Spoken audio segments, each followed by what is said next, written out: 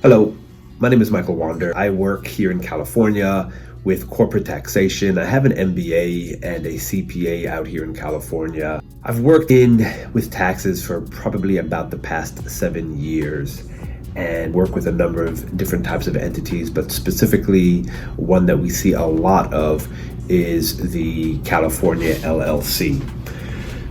We're going to be discussing taxes and fees, which forms to file, the due dates, penalties, and then a few resources at the end. LLCs, they require a lot of compliance and tax filings that are not necessarily on the forefront of everybody's mind when they first set up an LLC. The taxation, the fees are going to be determined by how the entity is set up, whether it is a single member LLC, whether it's taxed as a flow-through entity, whether it's taxed as a corporation, or whether it's a partnership. So today we're going to talk a little bit about trying to help you understand what your filing requirements are, what your tax and fee requirements are for the LLC, for the California LLC. We're not going to be dealing with the corporate side of things right now. If it's taxed as a corporation, we are going to be dealing with the LLC as a flow-through entity. So whether it's as a single member LLC that flows through to your personal tax return, to your 1040, or whether it's a partnership LLC that you get a K1 on. We're going to be talking about those compliance, those filings that are required. Obviously, you want to make sure if you're going to be paying the taxes, you're going to be paying the fees anyways. You want to make sure that you're not going to be getting additional penalties tacked on top of that. So the default method when you set up an LLC, the default method is that if it's a single member LLC, it's going to be reported on your Schedule C. And if you have a partnership, then the default method is that it's going to be you're going to be filing a partnership tax return, and you're going to get a K1. Now you can elect, you have to make an active election to have your LLC taxed as a corporation. But it's still considered an LLC. So even if you're taxed as a corporation, you are still an LLC and obligated in the filing requirements of an LLC here in California. Now, every LLC that is organized in California must file a Form 568 annual. It's an annual form. And they must pay an $800 annual tax. The annual tax, the $800 annual tax is due on the 15th day of the 4th month of your taxable year. So if you have a 12/31 calendar year end, then it's due on the 15th day of the 4th month, which would be April 15th of the following year. So if you're for your tax year 12/31/2021, that LLC tax, the annual tax, is due on April 15th, 2022. Now, in addition to the annual tax, there's an LLC fee, where if your LLC is making more than $250,000, there's going to be an LLC fee that is due. Now, that must be estimated because it's based on your tax, based on your income, based on your gross income. That is due on the 6th month, on the 15th day of the 6th month of the current year. So for the 2021 tax year, it would be due on June 15th, 2021. For the 2022 tax year, it's due on June 15th, 2022. Again, if the LLC makes more than $250,000, then there is a LLC fee that is due, and we'll talk about how much that is in a little bit here. So obviously you need to know your entity type. I'm assuming that you know your entity type, that it's an LLC, and whether or not it's taxed as a corporation or not. A lot of people do not know that, so that's something that has to be determined and figured out. There are ways to figure it out, to look it up. You can look on the Secretary of State website, which you'll have that link below, and it should say Limited Liability Company and LLC. That's what we're discussing today. Now, the taxes and fees, we have an annual tax of $800, and there's an LLC fee between $0 to $11,790, and that depends on the LLC's gross income. If the gross income is below $250,000, there's a zero LLC fee. If it is between $250,000 and under $500,000, then it's $900. If it's between $500,000 and under $1 million, it's $2,500. If it's between $1 million and under $5 million, it's $6,000. If it's between $5 million and up, your gross income of the LLC between $5 million and up, then the LLC fee is $11,790. There is also a Secretary of State filing, which the initial filing is $20. Periodic filings are $20. If you need to make an update to your statement of information, then you can do that without having to pay that $20. Now, the filing requirements, now that has to do with the fees and the taxes that we just discussed. As far as your filing requirements go, the filing requirements is an LLC is required to file an annual tax. It's on Form FTB 3522-3522, which is a limited liability company tax voucher. And we'll go into what these forms are used for in a little bit. The LLC fee, so that's for the annual tax. The annual tax is to pay that $800. And we spoke about the timeline for that, when that's due. The LLC fee is via Form FTB 3536, and that is the estimated fee for the LLCs that we discussed. Then there's Form 568, which is the income tax return for LLCs. We'll talk about the due dates. The Secretary of State online has the statement of information. That is another filing. There are 4 filings that you are required to do for every LLC that is set up in California. The annual tax, FTB 3522, the LLC fee, FTB 3536, income tax return, Form 568, and the Secretary of State online filing. The due dates for these filings are: the annual tax is due on the 15th day of the 4th month from the date you filed with the Secretary of State. So depending on when you set it up, that's for year 1. Year 1 is going to be dependent upon the date that you filed with the Secretary of State. For years 2 and forward, it's going to depend on your taxable year. If it's a calendar year, for example, 12/31 at the end of the calendar year, then it's going to be due on the 4th month of the 15th day. So whatever your fiscal year end is, it's going to be due on the 15th day of the 4th month following your fiscal year. So generally 12/31 year end, it's going to be due April 15th. That is for the annual tax, FTB 3522, $800. The LLC fee for FTB 3536 is due by the 15th day of the 6th month of the current year. You must pay that. It's estimated. It's based on the current year for the 12/31/2022 taxable year. It was due on June 15th, 2022, not the following year, that current year. And that's when you have to pay it by. LLC fee is due by the 15th day of the 6th month of the current tax year. For example, June 15th, 2022, for the 2022 tax year for a 12/31 year end.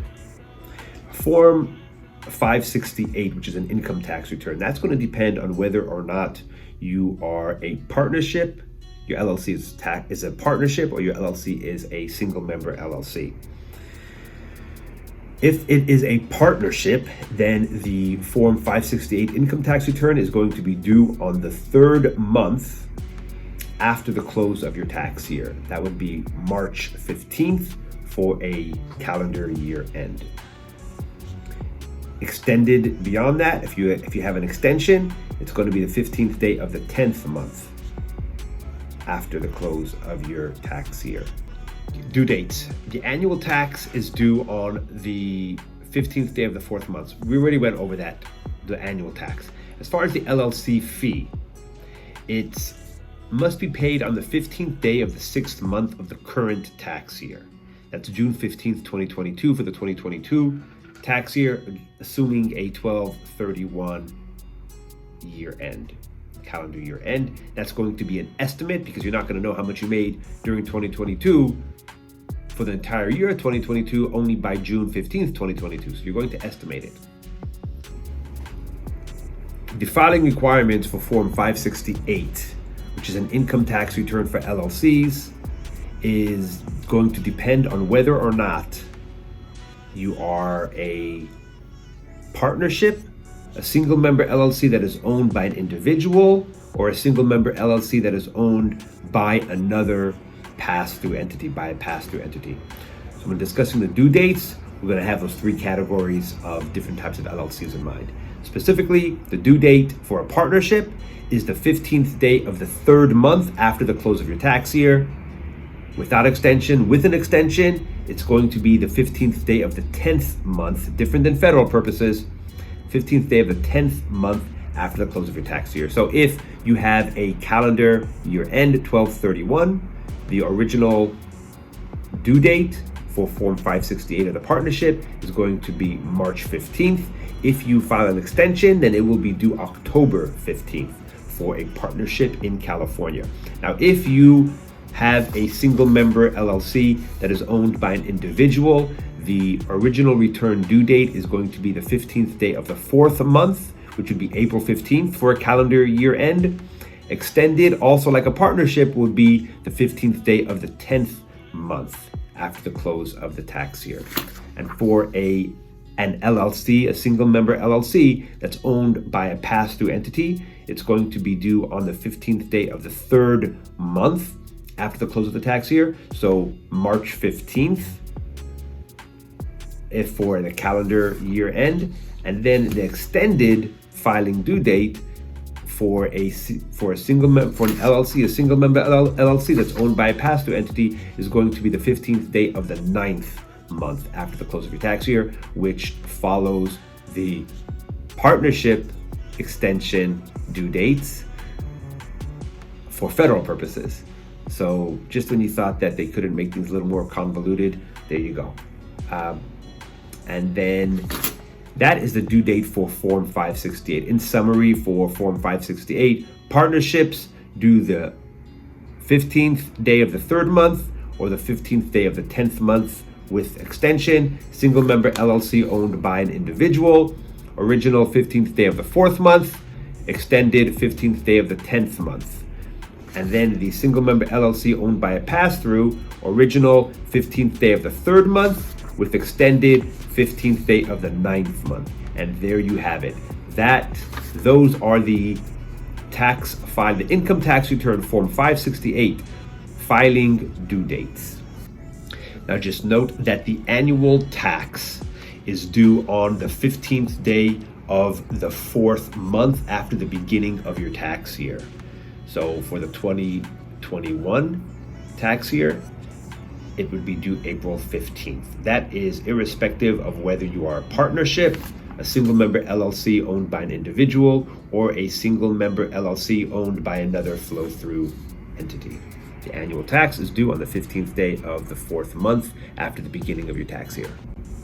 So Form 568 must be filed by every LLC that is not taxable as a corporation if any of the following apply. Firstly, if the LLC is doing business in California, secondly, if the LLC is organized in California, or thirdly, the LLC is organized in another state or a foreign country but is registered with the California Secretary of State. Then Form 568 must be filed every year. As far as the statement of information, the final filing requirement is going to be the statement of information. That must be filed either every 1 year or every 2 years. And that's going to depend on the following. If it is a stock or cooperative credit union or any qualified out-of-state corporations, then it's going to be due every year. What we're discussing here mostly is going to be the statement of information is going to be required to be filed every 2 years. Only on odd or only even years based on the year of initial registration. So whenever you registered the LLC, that odd or even determination is going to determine when the next statement of information filing is required. So if you started your LLC in 2019, then it will be due every odd year. And if you started it in 2020 or 2018, then it would be due every even year. Also, a statement of information must be filed every time there is a change to the agent of service for process, such as the name, address, or a change to the entity's address. The initial statement of information is due 90 days from the date you registered with the California Secretary of State, and then every 2 years afterwards during a 6-month filing period based on the original registration date. It includes the registration month and the immediately preceding 5 months. Now, to talk about a topic that is near and dear to all of our hearts, and we're super excited to discuss penalties. Penalties are, you can get a penalty, lots of penalties. No shortage of penalties that can be given out by the FTB, Franchise Tax Board. So listen up to this.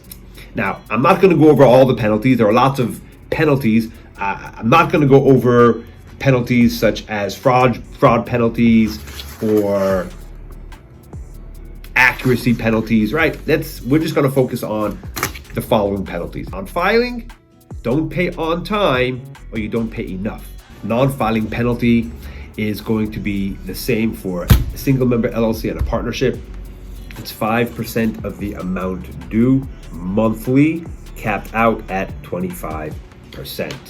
So, but that is going to be based on the original due date. So say, for example, you filed an extension, but you didn't file your return until October 16th, and the due date would have been, and the due date was October 15th, then they're going to calculate, it's going to be calculated, this non-filing penalty is going to be calculated from the April 15th, assuming that was the original due date.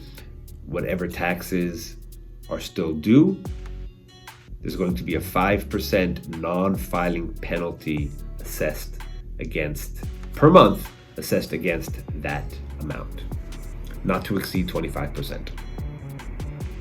They're nice, not to exceed 25%. Now, in addition, for a partnership, they're going to pay $18 for each partner per month up to 12 months for a late filing penalty. Now, the tax, if you underpay your annual tax of $800, then you'll be assessed, or the LLC fee, right? Either the $800 annual tax or the LLC fee. The penalty is 5% flat on the underpaid tax and or fee, and it's a 0.5% of the unpaid tax amount or fee, 0.5% per month of the unpaid tax and or fee, not to exceed 40 months. That's as far as the underpayment penalty for either the tax or the LLC fee. But in addition, the LLC fee has another penalty, which is 10% of the underpaid fee, 10%. You can mitigate, you can get out of paying that penalty. You can get out of paying that penalty for the LLC fee specifically if you pay 100% the prior years, which is 100% of the prior year's LLC fee for the preceding year. Then you will not be penalized that additional 10%. Also for Secretary of State, if you do not file a Secretary of State filing, you would be assessed a $250 penalty, which could be disputed. We've done that successfully. Other penalties, accuracy, fraud, we're not going to go into. Accuracy is 20% of the underpayment. Fraud is 75% of the underpayment. Also, there's going to be interest, and there is interest on penalties. Interest on penalties. So that is basically it. I don't want to tell you about a brief scenario that happened. I'll tell you about a client of ours who has a 12/31 calendar year end. So we were working on the 2020 tax returns, and those were due April 15th, 2021, extended October 15th, 2021. They were not able to get us their financials, their finalized financials, until after October 15th. So we filed their tax return on October 15th. Was a Friday, so it was October 18th. I believe that was the Monday, right afterwards. So they were 1 day late. And they owed the maximum of the LLC fee because they were making a decent amount of money, about $6 million, if I'm not mistaken, give or take. Their LLC fee was $11,790, and the LLC tax was $800.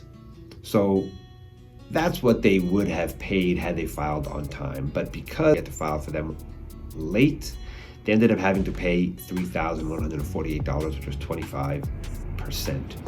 So they ended up paying, because of that 1 day, they ended up paying $3,148. That's kind of expensive for a day.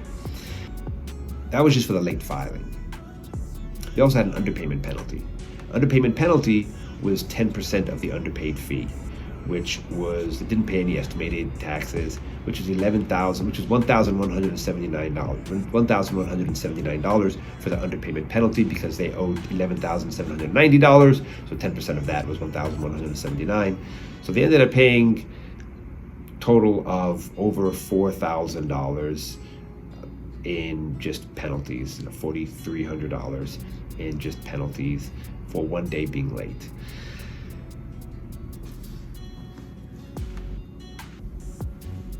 So, bottom line is, know your tax liabilities, know your compliance liabilities, know the fees that have to be done for the entity that you've started and created. Have somebody help you put a schedule together, write it on the wall, put it in your calendar. Make sure that prior to those deadlines, you have your financials set up, you're able to get them to your tax folks, and that you're not paying penalties for no reason whatsoever. Obviously, you want to do your best to utilize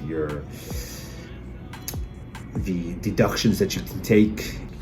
Hope you're having a wonderful day, and appreciate your time and attention to this. This is very important for your business. Make sure that your business stays compliant and pays as little taxes as absolutely necessary. As some great person said one time, we have to pay taxes, but we don't have to leave a tip. So pay what you owe, no more than that. Tax planning. Have a great day.